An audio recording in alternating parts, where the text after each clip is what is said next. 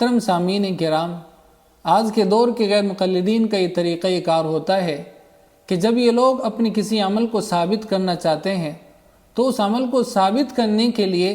یہ لوگ ضعیف حدیث سے بھی استدلال کر لیتے ہیں اور سامنے والوں کی صحیح احادیث کا بھی انکار کر دیتے ہیں، صحابہ کرام کے طریقے کا بھی انکار کر دیتے ہیں۔ بہت سے مسائل کے اندر آپ لوگ دیکھیں گے کہ یہ لوگ کوئی نہ کوئی تعویل کر کے صحیح احادیث کا بھی انکار کر دیتے ہیں۔ مثال کے طور پر امام کے پیچھے فاتحہ پڑھنے کا مسئلہ ہے تو یہ لوگ کہتے ہیں کہ امام کے پیچھے فاتحہ پڑھنی چاہیے، جب احناف دلیل دیتے ہیں کہ قرآن کریم کی آیت ہے وَإِذَا قُرِئَ الْقُرْآنُ فَاسْتَمِعُوا لَهُ وَأَنصِتُوا لَعَلَّكُمْ تُرْحَمُونَ، تو یہ لوگ جواب دیتے ہیں کہ یہ آیت نماز کے لیے نازل نہیں ہوئی، جبکہ ان کے بہت بڑے شیخ صالح الفوزان خود اس بات کی تائید کرتے ہیں کہ یہ آیت نماز کے سلسلے میں ہی نازل ہوئی۔ پھر ان لوگوں کی دلیل کیا ہوتی ہے؟ آپ اس دلیل کو پہلے ملاحظہ فرمائیں، اس کے بعد ہم اس کے اوپر تبصرہ کرتے ہیں۔ جب پڑھی جائے تو پھر وَإِذَا قُرِئَ الْقُرْآنُ فَاسْتَمِعُوا لَهُ وَأَنصِتُوا کہ جب قرآن پڑھا جائے تو خاموشی سے سنو۔ اس کے خلاف تو نہیں،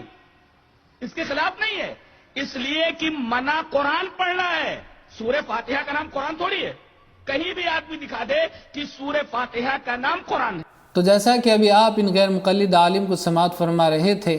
ان صاحب نے اپنے دعوے کو ثابت کرنے کے لیے اس بات کا ہی انکار کر دیا کہ سورہ فاتحہ قرآن کریم کا حصہ ہے، سورہ فاتحہ قرآن کریم ہے، اس بات کا ہی یہ جناب انکار کر رہے ہیں، جبکہ امت کا اس بات کے اوپر اجماع ہے کہ سورہ فاتحہ قرآن کریم کا ہی حصہ ہے اور سورہ فاتحہ قرآن کریم ہی کی صورت ہے۔ اس تعلق سے بخاری شریف کی روایت بھی ملتی ہے کہ حضرت ابو سعید رضی اللہ تعالیٰ عنہ فرماتے ہیں کہ پیارے نبی صلی اللہ علیہ وسلم نے فرمایا کیا میں تمہیں مسجد سے نکلنے سے پہلے قرآن کریم کی عظیم صورت نہ بتلاؤں؟ پھر جب مسجد سے نکلنے کا وقت ہوا تو حضرت ابو سعید رضی اللہ تعالیٰ عنہ نے یاد دلایا کہ آپ نے قرآن کریم کی عظیم ترین صورت بتانے کو فرمایا تھا،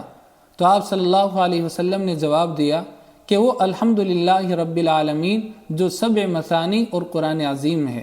تو اس سے معلوم ہوتا ہے کہ سورہ فاتحہ قرآن کریم ہی ہے اور اس کے اوپر امت کا اجماع ہے، لیکن یہ لوگ اپنی بات کو منوانے کے لیے، اپنی بات کو، اپنے دعوے کو ثابت کرنے کے لیے قرآن کریم کی آیات کا بھی انکار کر سکتے ہیں، صحابہ کرام کے اجماع کا بھی یہ لوگ انکار کر سکتے ہیں، اور یہ لوگ اپنی بات کو منوانے کے لیے ضعیف احادیث سے بھی استدلال کر سکتے ہیں اور صحیح احادیث کا بھی یہ لوگ انکار کر سکتے ہیں۔ اور اسی طریقے سے حضرات، جب فتویٰ دینے کا نمبر آتا ہے تو جن کتابوں کو رات دن برا کہتے ہوئے تھکتے نہیں ہیں اور کہتے ہیں کہ ان کے اندر گندی باتیں بھری ہوئی ہیں، مثال کے طور پر ہدایہ ہے، کنز الدقائق ہے، قدوری ہے، تو پھر انہی کتابوں کا سہارا لے کر یہ لوگ فتویٰ بھی دیتے ہیں، اپنے مدارس کے اندر ان کتابوں کو پڑھاتے بھی ہیں۔ یہ ایک فتویٰ آپ کے سامنے پیش کیا جا رہا ہے کہ جب کسی اہل حدیث عالم سے سوال کیا گیا تو انہوں نے جواب جو دیا ہے فتوے کے طور پر، اس کے اندر حوالہ دیکھیں کہ ہدایہ کے حوالے سے ان لوگوں نے فتویٰ دیا ہے۔ تو معلوم یہ ہوا کہ فقہ کو یہ لوگ پڑھتے بھی ہیں، فقہ کو یہ لوگ مانتے بھی ہیں، صرف اپنی الگ پہچان بنانے کے لیے، امت کو فریب میں مبتلا کرنے کے لیے اس طرح کی باتیں کہتے ہیں کہ ہم کسی کی تقلید نہیں کرتے۔ بہرحال دعا کریں اللہ تعالی ہم سب کو کہنے اور سننے سے زیادہ عمل کرنے کی توفیق مرحمت فرمائے۔